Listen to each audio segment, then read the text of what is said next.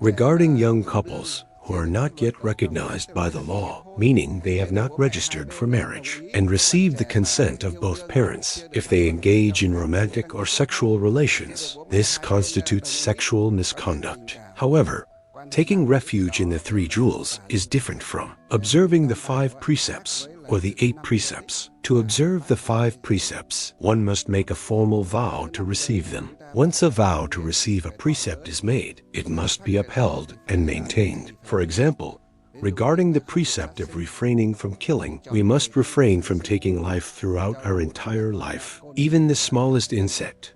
One must not kill, must not instruct others to kill, must not rejoice upon seeing killing, nor use any means to harm sentient beings. That is the first precept of the 5 precepts. The second precept is to refrain from stealing, regarding all property belonging to others, even as small as a needle or a blade of grass. If it is not given, we must not take it, whether we take it by trickery, by legal manipulation, by force, or by deceitful schemes. All of these constitute violations of the second precept.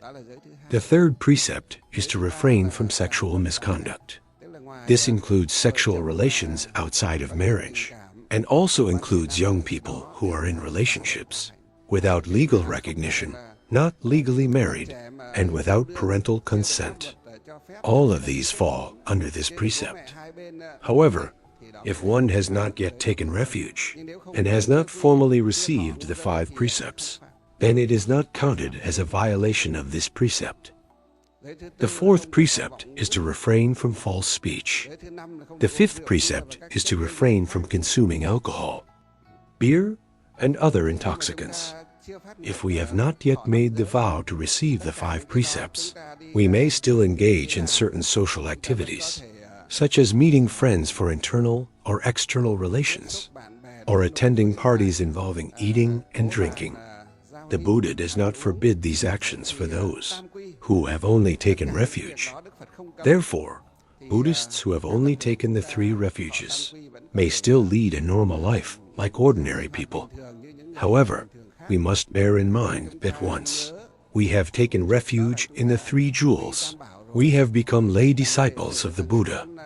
Therefore, in every gesture, action, and word, we must strive to maintain our dignified demeanor and moral character. Whether in crowded places or even when we are entirely alone, we must not give rise to evil, unwholesome, or evil thoughts. All such thoughts and actions will diminish our merit and blessings.